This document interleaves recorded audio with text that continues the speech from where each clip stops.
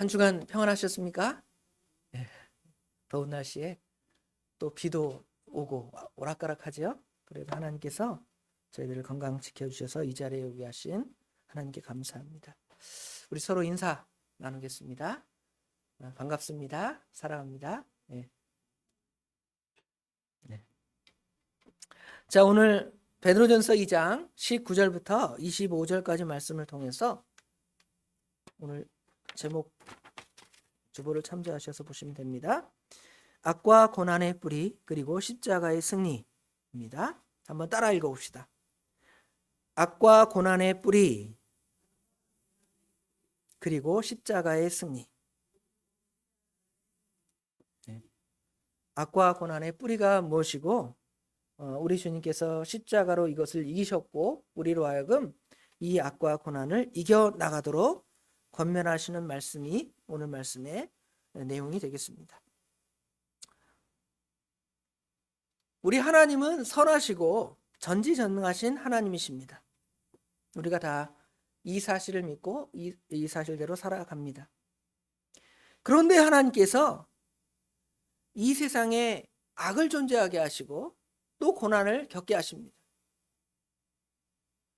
정말 하나님이 전지전능하신 하나님이시면, 하나님이 선하신 하나님이시면 이 세상에서 고난도 하나도 없게 하고 악도 다 뿌리를 뽑아서 정말 우리 인간이 고난도 당하지 않고 편하게 살아갈 수 있는 것이 우리 인생살이일 테인데, 우리 실제의 삶을 돌아보면 악이 여전히 존재하고 그것 때문에 고난당하는 사람들이 많이 있습니다. 이 문제는 많은 사람들이 하나님을 섬기는 문제에 있어서 고민거리입니다. 정말 하나님이 살아계시다면 왜 이런 일이 일어났을까 하고, 하나님을 섬기는 사람뿐만 아니라 하나님을 섬기지 않는 사람도 이 문제에 대해서 다 고민해요. 히틀러 같은 독재자가 등장을 해서 많은 사람을 전쟁 가운데로 몰아넣습니다. 그래서 많은 사람들을 그 전쟁에서 죽게 하죠. 또 유태인들은 얼마나 이 히틀러에 의해서 학살되었는지를 우리가 알 수가 있습니다. 세계 제1차 대전, 2차 대전 같은 이런 일들이 일어나면서 많은 사람들이 죽임을 당하고 고통을 당합니다. 그런데 어떤 사람은 그 악에 관련되어서 죽고 또 다치고 고난당하지만 대다수의 사람들은 그것과 상관없이 그 전쟁 때문에 굉장한 고난을 당합니다. 요새 비가 많이 오죠? 비가 많이 와서 산사태가 납니다. 산사태가 나서 집도 잃고 또 어떤 사람들은 자기 목숨을 이렇게 잃을 때도 있습니다. 봄에는 되게 건조해서요. 산불이 한번 나면 산불이 꺼지지 않은 때가 있었죠. 올해는 덜했지만 작년에 그랬죠. 호주나 캐나다 같은 나라에서 보면 미국의 그 캘리포니아주 같은 데는 불이 한번 나면 그 불이 꺼지지 않아요. 정말 하나님의 은혜가 임해서 비가 오지 않으면 다 타는 거예요. 집도 잃고 그런 수많은 고난을 당합니다. 지진이나 쓰나미 같은 것들을 볼 때 사람들이 외적으로 보면 죄도 없는 사람들이 이런 일로 다치고 죽으니까 다음과 같이 외치죠. 신이 없다. 신이 죽었다. 하나님이 있다면 그것을 보고만 계시겠는가 하는 것이 우리 인간의 질문이고 그것에 대한 고민이 우리 가운데 다 있습니다. 그런데 오늘 본문에는 왜 우리 인간이 이런 고통을 겪게 되고 우리는 이것을 어떻게 이해하고 받아들여야 되는가를 오늘 본문의 말씀을 통해서 정리해보는 귀한 시간이 되기를 원합니다. 첫 번째 대지로 우리가 살펴볼 것은 악과 고난의 뿌리입니다. 오늘 제목이 악과 고난의 뿌리라고 그랬죠. 과연 악과 고난은 어디로부터 오는가에 대한 것입니다. 성경적인 것이 아닌 이 세상의 관점에서 이 악과 고난을 살펴보면 이원론자들은 선한 것과 악한 것들을 만드는 신들이 각각 다르다는 거예요. 선을 창조하신 신, 그건 우리 하나님이고 악을 창조한 어떤 신이 있다는 것입니다. 그래서 이 둘이 대결에서 결국 악과 고난이 온다고 생각을 합니다. 그러나 그것이 아니라 오히려 하나님께서 우리 인간에게 베풀어 주신 그 호의, 선에 대한 결핍이 사실은 성경적 결점에서 고난과 악이죠. 하나님께서는 우리 인간에게 이러한 선의와 호의를 베풀어 주셨는데 인류가 하나님을 떠나니 하나님께로부터 오는 좋은 것들을 받아 누릴 수 없는 것이 성경적인 생각이에요. 어떤 악을 만드는 신이 있고 선을 만드는 신이 있고, 여러분 옛날에 그 만화 영화나 사람들이 생각하는 장면을 상상할 때 어떤 사람의 마음에 내가 이렇게 행해야 될까? 저렇게 행해야 될까? 그러면 선한 천사가 나타나서 야, 이렇게 좋은 일을 행하라 그러고, 또 악한 천사가 나와서 아니야, 반대로 해. 그래서 사람이 그 안에서 갈등하잖아요. 그것이 아니라 사실은 하나님께서는 우리에게 선한 의도, 선한 마음, 좋은 것들을 주셨지만 우리 인간의 타락함으로 말미암아서 하나님을 떠남으로 말미암아 하나님의 그 선이 우리 인간에서 결핍이 된 거예요. 그래서 그런 결과로 우리 인간은 고난을 받게 되었고 또 악한 것을 행하게 되니까 이 악과 고난은 계속 순환적으로 우리를 괴롭히는 것이 있습니다. 또 어떤 사람들은 이 고난에 대해서 운명론적으로 생각을 할 때가 있습니다. 그래서 어쩔 수 없다, 내가 재수가 없다, 그렇죠? 내가 운이 없다, 그렇게 하면서 모든 것들을 사주팔자 그런 것들로 생각하면서 어쩔 수 없는 것으로 판단을 할 때가 있습니다. 그래서 인생살이를 어떨 때는 포기하고 넘어지고 좌절하고 원망하고 낙심하고 하는 그런 모습이 아마 비성경적인 그 악과 고난의 기원이라는 것이죠. 그러나 성경에서는 하나님께서 악을 창조하지도 않고 악에 대한 어떤 기원도 성경에 두지 않았습니다. 하나님께서는 우주 만물을 창조하실 때에 보기에 심히 좋았더라 그랬습니다. 창세기 1장에 보면 예를 들어 빛을 창조하시고 또 궁창을 창조하시고 해와 달과 별을 창조하시고 동식물들을 창조하시고 사람들을 창조하시고 말씀하시기를 하나님이 보시기에 심히 좋았더라 그랬습니다. 하나님은 결코 악을 창조하시는 분이 아니십니다. 악은 하나님이 창조하신 것이 아니라 오히려 빛이 없는 상태가 어둠이 되는 것처럼 하나님이 없는 그것이 바로 이제 악이 된 것이죠. 하나님의 선하심이 결핍된 상태, 그것이 바로 악인 것입니다. 창세기 3장에는 인간의 타락을 이야기하죠. 이거를 어떤 사람들은 무슨 우화나 어떤 우리 인간의 그 어떤 상상 같은 전설이나 이런 것들로 생각을 합니다. 그러나 우리는 이 사실을 그대로 믿기에 인간의 타락을 그대로 믿는 것이죠. 이렇게 아름답게 창조된 세상에서 인간은 하나님의 통치와 지배를 받으며 행복하게 살 수 있도록 하신 것이 하나님의 선하신 뜻입니다. 하나님의 아름다운 계획이라는 것이죠. 그러나 인간의 타락은 하나님의 통치를 거부합니다. 하나님의 지배받기를 거부하는 거예요. 하나님께서는 이 에덴 동산을 창조하시고 그 모든 것들을 다 너희들이 마음대로 누리라 하십니다. 그리고 동산 중앙에 선악을 알게 하는 나무를 두시는 거죠. 이것을 두신 목적은 우리로 하여금 너를 시험한다, 너 넘어지나 안 넘어지나 내가 봐야 되겠다, 그런 의도에서 하나님께서는 선악과를 만들지 않으셨습니다. 이 선악과를 통하여 하나님이 이 에덴 동산의 주인이시고 이 우주의 주인이심을 많은 사람들에게 보여주는 것이죠. 그런데 인간은 그 선악과를 타먹고 하나님의 통치하심을 거부하는 거예요. 하나님의 통치의 거부는 결국은 하나님의 선하심을 떠나서 자기 스스로 하나님이 되고 자기 스스로 주인이 되고 자기 스스로 선의 기준을 삼는 거예요. 여러분, 세상에 윤리라는 것이 굉장히 객관적인 하나님의 말씀의 기준이 아니라 오늘날에는 상당히 상대론적인 어떤 선이나 정의를 주장합니다. 그래서 내가 볼 때 옳으면 옳은 거예요. 내가 볼 때 틀리면 틀린 거예요. 이게 바로 세상의 선악의 관념이고 자기가 주인이 된 것입니다. 그래서 하나님께서는 우리 인간으로 하여금 에덴 동산에서 그들을 내어쫓는 것이죠. 이들이 하나님을 떠나서 아까운 데 살아가니 하나님의 선의 결과인 에덴 동산에 둘 수가 없는 것입니다. 에덴 동산에서의 축출. 그러면서 너희들은 이제 세상에 살아갈 때에 수많은 고통과 어려움을 당할 것을 누구에게 먼저 말했냐면 아담에게 말하고요, 하와에게 이렇게 말을 합니다.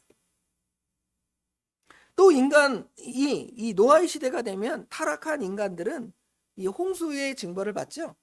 홍수의 징벌을 받은 후에는 인간의 수명들이 더 떨어집니다. 많은 사람들은 이 성경에 나오는 900세 그러는 900세까지 사람들이 살 수 있을까요? 그냥 옛날 얘기라고 생각을 하고 그냥 재미있는 이야기 정도로 생각을 하지만 사실은 이 홍수의 심판을 통하여 인간이 살아갈 수 있는 이 환경적인 요인이 점점 파괴가 되고 사람의 수명은 점점 짧아지게 되고 오늘날 우리 인간이 아무리 오래 살아봤자 120년 이상을 살 수 없어요.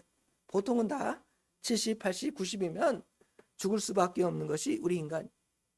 죄의 결과, 악의 결과는 사람의 수명을 단절시키고 또 우리로 하여금 하나님의 엄의한 심판을 받게 된 것이죠. 그것이 바로 성경적으로 보는 악과 고난, 그의 뿌리입니다. 이거를 바로 이해하지 못하면 왜 우리가 고난당하는지, 왜 우리가 어려움 당하는지를 설명할 수가 없어요. 사실은 모든 인류가 하나님의 단번의 심판으로 다 진짜 노아의 홍수 시대처럼 다 쓸어버리는 것이 하나님의 뜻일 것입니다. 그런데 하나님께서는 그 인류를 남겨두시고 하나님의 놀라운 구원 계획을 두시는 것이죠. 그러니까 인간이 이해할 수 없는 것입니다. 하나님은 선하신데 왜 그걸 그대로 보고 있을까? 우리 주일 오후에 마태복음 말씀 배우죠. 마태복음의 13장에 보면 하나님께서 이제 곡식 이 씨앗을 심잖아요. 심는데 악한 자가 와서 거기 가운데 가라지를 뿌린다 그랬습니다. 그렇죠? 가라지를 뿌리니까 이 농부가 와서 하나님, 저기 지금 우리가 곡식을 이렇게 심었는데 하나님께서 심으라 하셔 심으셨는데 악한 자가 와서 가라지를 뿌려서 지금 이 곡식들이 제대로 자랄 수가 없습니다. 하나님, 이 가라지를 뽑아버릴까요? 그러잖아요. 근데 어떻게 하죠? 그냥 두라는 것이죠. 왜냐하면 그 가라지를 뽑다가 곡식이 상할까 두렵다 그러죠. 그것처럼 하나님께서는 이 세상 가운데 우리 믿음의 사람들 가운데 악을 존재하게 하셔서 우리가 비록 괴롭고 고통당하지만 혹시 그 악 때문에 우리가 쓸려갈까 봐 하나님께서 그 악을 한 번에 쓸어버리지 않는 것이 하나님의 은혜인 거죠. 사실은 모든 인류가 그 하나님의 심판에 다 죽을 수밖에 없는 것이 당연한 것이기 때문에 왜 어떤 사람이 죽을까? 참으로 비참하다. 그런 생각은 성경적인 생각이 아니라는 것을 우리에게 가르쳐 줍니다. 그렇다면 우리가 어떻게 그 악과 고난 그것들을 뿌리를 뽑아서 이겨나갈 수 있는가? 이걸 이겨나갈 것인가 하는 것의 문제입니다. 성경적으로 이 악과 고난을 이겨나가는 방법에 대해서 두 번째 대지로 우리가 살펴보도록 하겠습니다. 자, 이제 아까 그 비성경적인 마인드에 이원론자들이 있습니다. 이원론자들은 악과 선의 기원이 각각 다르다고 하면서 우리가 이 악을 이겨낼 수 있는 방법은 오직 한 가지라는 거예요. 어떻게 악을 이겨내냐면 악은 무엇이 악이냐면 육체가 악이라는 것입니다. 육체가 악이고 영은 선하다. 그 육체가 악이고 영이 선한 존재라면, 예를 들어 여러분이 그 악을 벗어나기 위해서는 어떻게 해야 될까요? 어떻게 돼야 돼요? 죽을 수밖에 없죠. 죽어야 그 깨끗한 영혼이 살아남고 육체는 땅에 묻혀서 태워서 죽어지는 것이죠. 여러분, 불교도들이나 많은 사람들이 화장을 하죠. 화장을 하는 이유가 뭐겠어요? 그냥 옛날부터 전통적으로 화장을 했으니까 화장을 하는 거예요? 화장을 하는 이유는 뭐냐면, 만약에 육체가, 우리 유교적인 마인드에서는 사람들이 죽어도 이 몸을 상하지 않게 하기 위해서 매장을 바로 하잖아요. 그렇죠? 어떻게 부모를 갖다가 불에 태울 수 있느냐, 이런 생각을 예전 어른들은 가졌어요.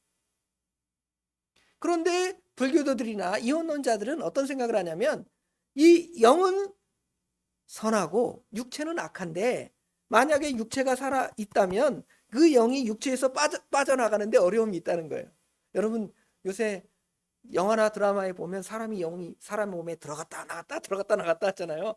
그런 생각을 하는 거예요. 물론 우리 인간이 죽으면 그 영은 육체를 떠날 것입니다. 그러기 전까지는 모든 인간은 이 영이 육체를 떠날 수가 없어요. 영육이 하나 돼 있는 존재가 인간입니다.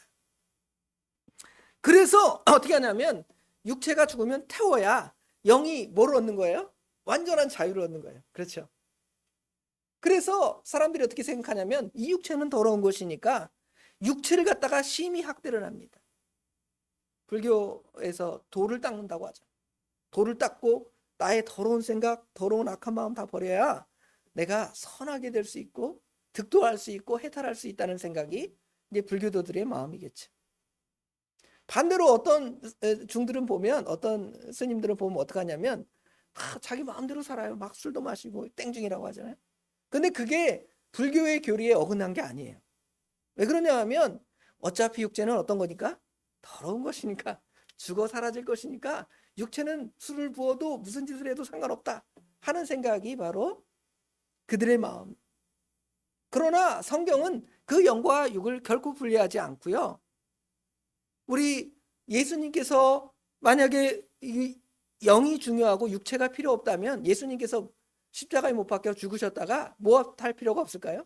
부활하실 필요가 없는 거예요. 그렇잖아요. 어차피 육체는 죽어서 더러운 것이니까 땅에 묻혔고, 예수님은 영만 하늘로 우리 하나님 앞에 가면 되잖아요.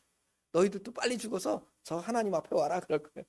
그런데 그러지 않고, 예수님께서는 십자가에 못 박혀 죽으신 후에 부활하셔서 우리 모든 믿는 사람들에게 부활의 첫 열매가 되시고, 우리가 비록 육체가 죽어 땅에 묻히고 영은 하나님 앞에 가지만, 이제 마지막 날에 우리 주님께서 재림하실 때에는 우리 영이 이제 육체로 다시 돌아오는 것이죠. 물론 우리 원래 가졌던 육체의 요소대로 그대로 부활하는 것은 아닙니다.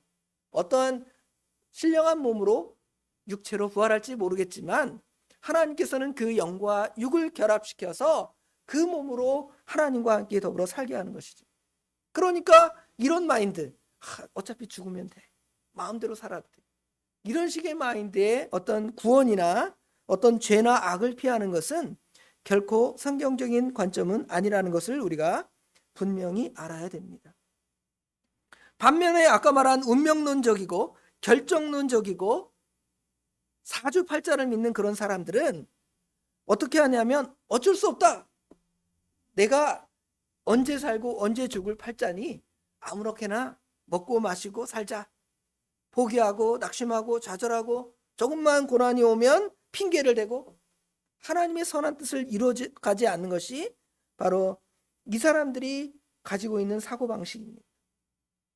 그러나 우리는 이 근본의 원인이 죄인 줄 알았고, 그 죄를 어떻게 이겨나갈 것인가에 대한 그것을 알아야 우리가 성경적인 관점에서 악과 고난의 뿌리를 뽑아낼 수가 있는 것이죠.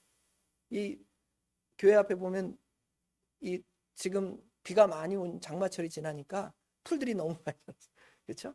그래서 제초제를 뿌리고 아니면 뽑아버리고, 그래도 여전히 그 뿌리는 남아서 또 어느 순간에 다시 풀이 나겠죠.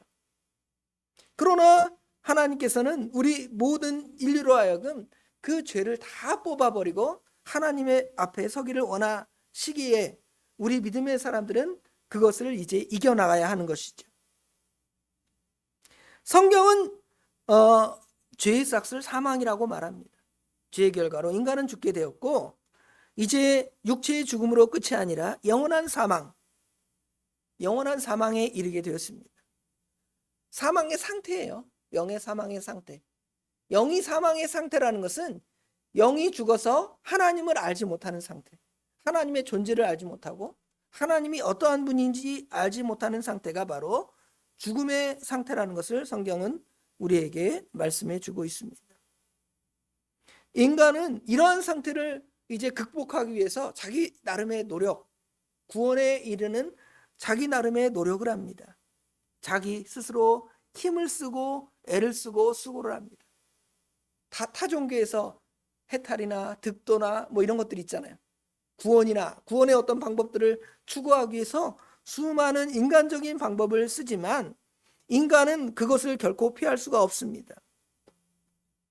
인간의 편에서 우리의 구원을 시작하시는 것이 아니라 하나님은 하나님의 편에서 우리 인간을 구원하기 시작하십니다. 하나님의 역사가 시작되는 것이죠. 그 하나님의 역사의 시작은 바로 예수 그리스도를 통해 이루어집니다. 물론 예수님께서 인간이 타락하자마자 이 땅에 오신 것은 아닙니다. 구약에 무려 우리가 정확한 연대를 추정할 수는 없지만 대략 4,000년 전에 하나님께서 아들 예수 그리스도를 보내시겠다고 약속하십니다. 그것도 무려 언제 그랬냐면 인간이 타락하자마자 아담과 하와를 불러 징계하시는데, 책망하시는데 그 가운데서 예수 그리스도 여자의 후손을 우리에게 주시겠다고 약속하십니다. 그리고 그 뜻이 조금씩 구약시대에 드러나게 되고요. 이제 때가 되어서 예수님께서는 이 땅에 보내지셨고 우리를 멀리서 우리의 고난을 구경하시는 것이 아니라 우리 주님께서 친히 고난을 담당하시죠. 오늘 본문에 우리 주님께서 친히 고난 담당하셨다고 말씀하시죠. 22절부터 25절에 그 말씀이 기록되어 있습니다.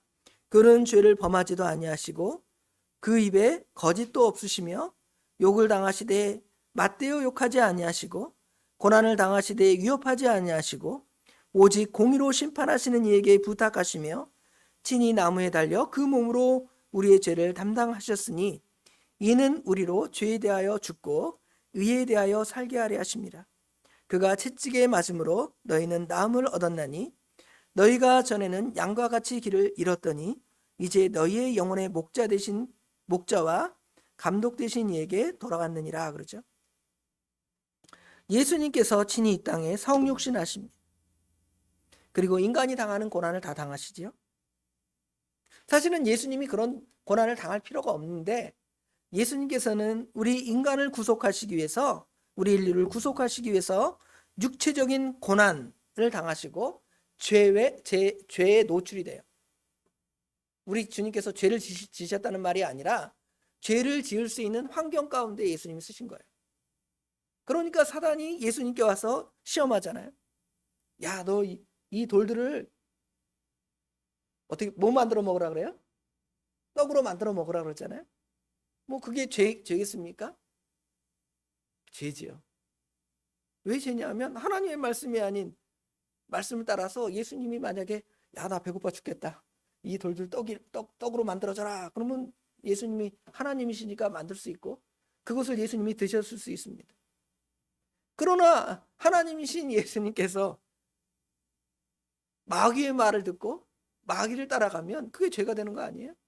그런데 예수님께서 그 죄를 이기셨죠.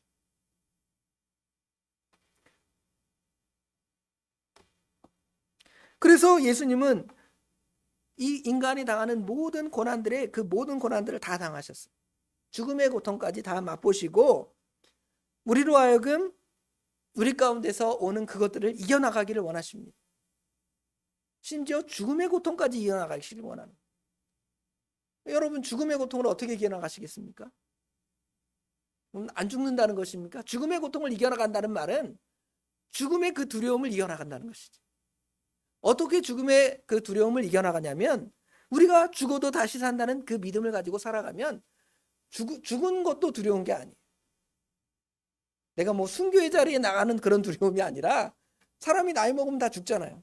그러면 그 마음에 내가 죽으면 어떡하지? 그런 염려가 조금이라도 있습니까? 없습니까? 있겠죠. 그렇죠? 그러나 믿음의 사람들은 죽어도 다시 산다는 믿음이 있기 때문에 그것이 잠시 걱정이 되고 또 우리 인간이 체험하지 못한 것이니까. 여러분 죽음을 체험해 보신 분 있으십니까? 아무도 없잖아요. 죽음을 체험한 사람은 죽는 거니까. 여기 살아있지 않잖아요. 아무도 그 죽음을 지금 여기 살아있는 존재는 체험한 사람이 없습니다. 그러함에도 우리가 그 죽음을 체험하지 않았음에도 이겨나갈 수 있는 것은 그것을 이겨나가신 우리 예수님을 보는 거예요.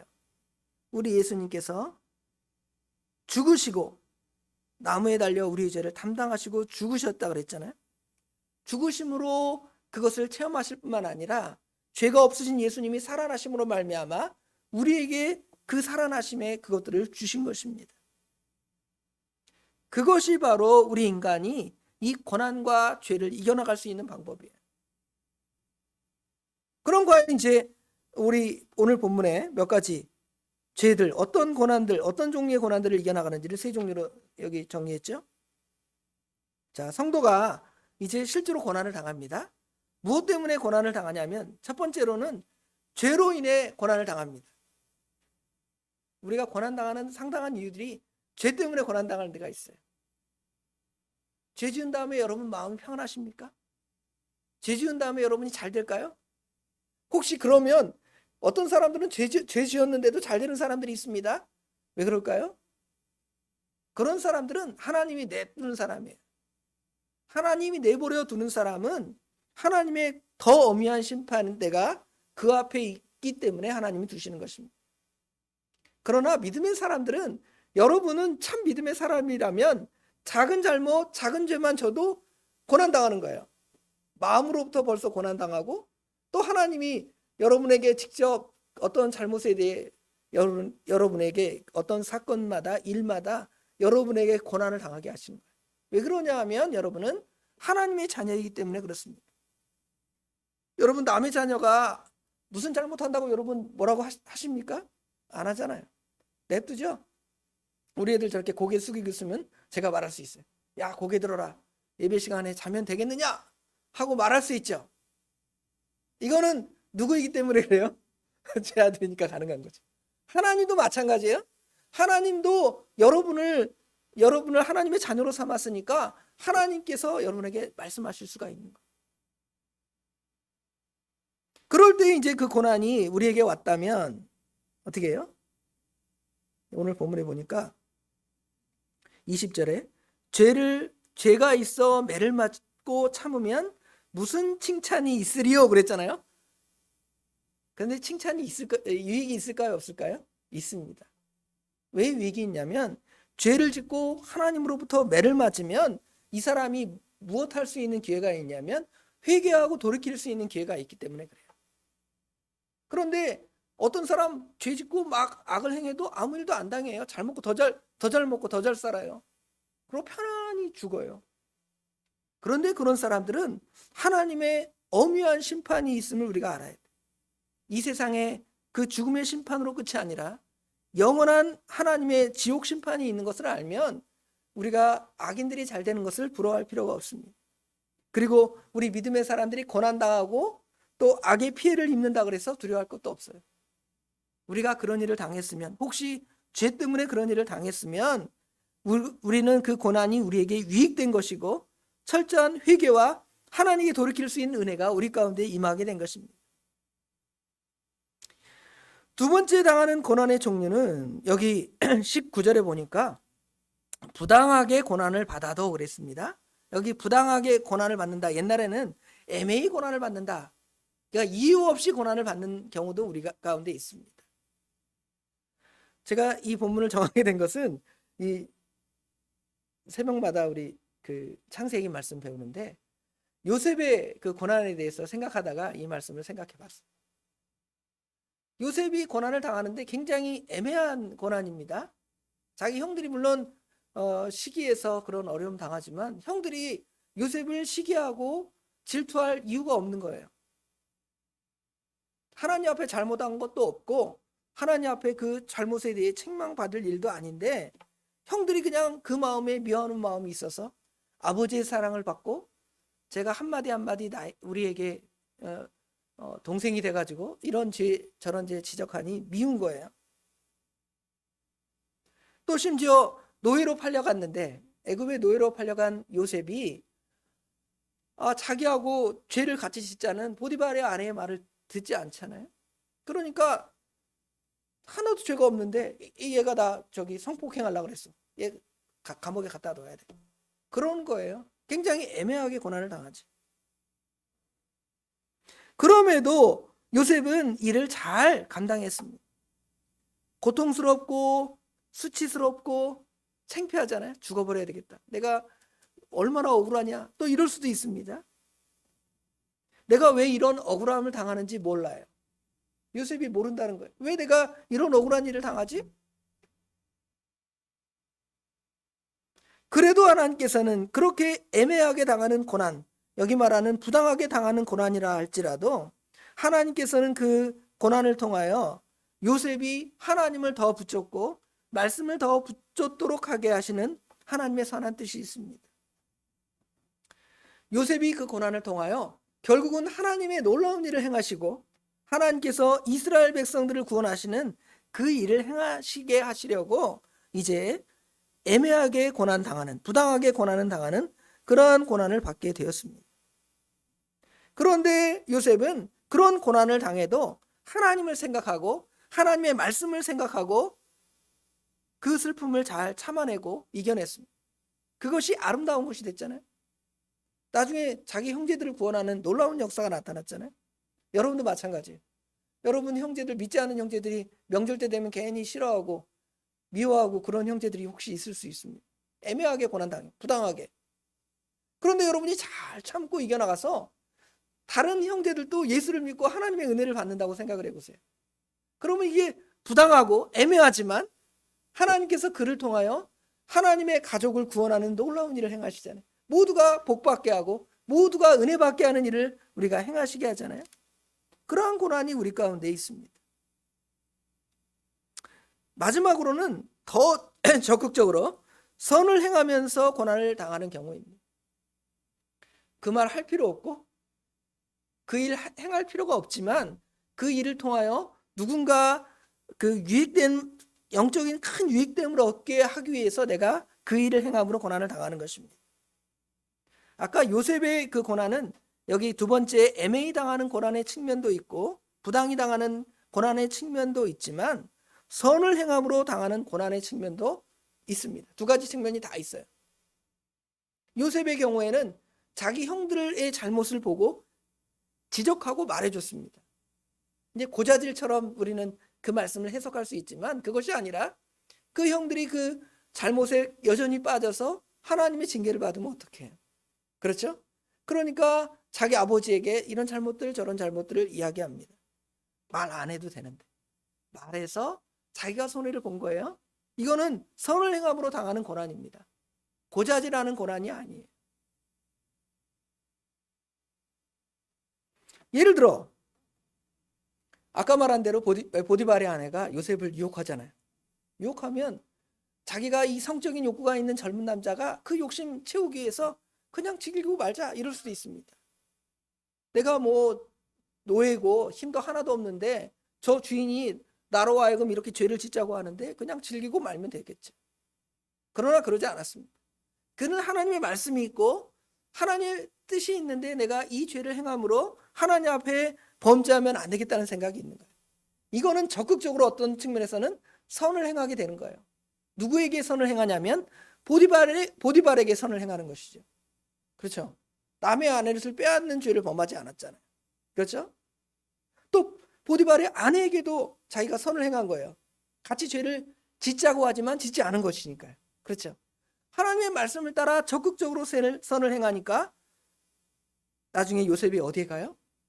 감옥에 가잖아요. 얼마나 부당한 측면도 있지만 내가 또 하나님 말씀 지키려다가 이렇게 당하니까 얼마나 억울하겠어요. 그럼에도 하나님을 생각하고 하나님의 뜻을 생각하니까 하나님께서 이를 어떻게 보시냐면 아름답다고 보시는 거죠. 아름답다. 여기 아름답다는 표현은 그 각주에 19절 20절의 각주에 보면 헬라어로 뭐라고 돼 있어요? 은혜롭다는 게 은혜. 감옥에 갇히는 게 은혜입니까? 말씀 순종하다가 당하는 고난이 은혜라고 우리가 말하지 않고 보통은 다 고난이라고 말하잖아요. 그러나 성경은 분명하게 아름답다, 은혜롭다 우리에게 말씀해 주고 있습니다. 너무 길어졌는데요. 결론 맺겠습니다. 세상 사람들은 거대한 악과 고난 앞에서 신의 존재를 부정하거나 모든 것이 어쩔 수 없는 운명으로 치부하고 좌절합니다. 그러나 성경은 분명히 말씀하죠. 고난의 뿌리는 죄 있고 그것은 하나님께서는 그리스도의 십자가를 통하여 그것을 깨뜨리고 승리하셨다고. 그럼에도 불구하고 우리는 여전히 이 고난에 마주해 있습니다. 우리 죄 때문에 고난 당할 수도 있고요. 또 우리 믿음 때문에 아니면 애매하게 부당하게 고난 당할 때도 있습니다.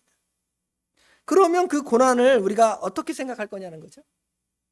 그 고난을 잘 참아내고 특별히 누구를 생각하냐면 우리 예수님을 생각하는 거예요. 예수님은 정말 이 고난 당했어요. 다. 죄 때문에 고난은 받지는 않았지만 누구 죄 때문에 고난 받았어요? 예수님은 자신의 죄 때문에 고난 받은 것이 아니라 하나님의 택한 백성들의 죄 때문에 고난 받으셨죠. 그렇죠. 남 대신해서 고난 받은 거예요. 예수님은. 그리고 예수님이 좀 애매하잖아요. 예수님이 아무 죄도 없는데 죄 있다고 판단해서 예수님을 고난 당하게 하시고, 특별히 예수님의 고난은 이 세 가지 성격을 다 포함해요. 물론 예수님이 자기 죄 때문에 그런 것이 아니고 택한 백성의 죄 때문에 고난 당하신 것이고요. 또 부당하잖아요. 정의롭지 않잖아요. 예수님을 십자가에 못 박는 것이 정의롭습니까? 정의롭지 않잖아요. 그래도 예수님이 당하셨습니다. 마지막으로는 선. 무엇이 선이냐? 남을 대신하여 자기를 희생하신 것이 얼마나 큰 선입니까? 이런 선을 우리 주님이 당하신 것을 생각하면서 우리도 우리의 당한 그것들을 믿음 안에서 이겨나가야 됩니다. 묵묵히 이겨나가서 승리해 나가는 그런 저와 성도 여러분이 되시길 주님의 이름으로 축원합니다. 기도하겠습니다. 아버지 하나님, 은혜와 사랑을 진심으로 감사합니다. 오늘도 저희를 사랑하셔서 하나님께 나오게 하시고 말씀을 통하여 우리가 여러 가지 고난과 악을 당할 때, 악을 만날 때 왜 이런 일을 만났고 이런 것을 보면 과연 하나님이 계신가 안 계신가 의심하고 억울하기도 하고 분하기도 하고 어떻게 갚아야 할지 모르겠고 하는 것이 아버지 하나님 우리의 마음입니다. 그러함에도 오늘 본문을 통하여 아버지 하나님 우리 주님께서 그렇게 우리 자신의 죄가 아니라 우리 죄 때문에 고난당하셨고 또 정의롭게 판단받은 것이 아니라 세상의 불의한 법정 앞에 아버지 하나님께서 우리 예수님께서 그런 고난을 당하셨고 마지막에는 우리 택한 백성을 구원하는 선을 행하시기 위해서 그 고난을 다 당하셨는데 그것만큼 우리에게 은혜롭고 아름다운 것이 없음을 배우게 하신 거 감사합니다. 우리도 이러한 고난을 만날 때 그 이유를 바로 깨달아서 아버지 하나님 그 고난으로 절망하고 낙심하는 것이 아니라 하나님을 바라보고 소망하며 예수 그리스도의 그 당하신 그 발자취를 잘 따라가서 그 고난들을 넉넉히 이겨나가고 승리해 나가는 삶이 될 수 있도록 우리 하나님 인도하여 주시옵소서. 모든 것 주님께 맡깁니다. 우리 주님께서 함께 하실 줄 믿사오며 예수님의 이름으로 간절히 기도드리옵나이다. 아멘.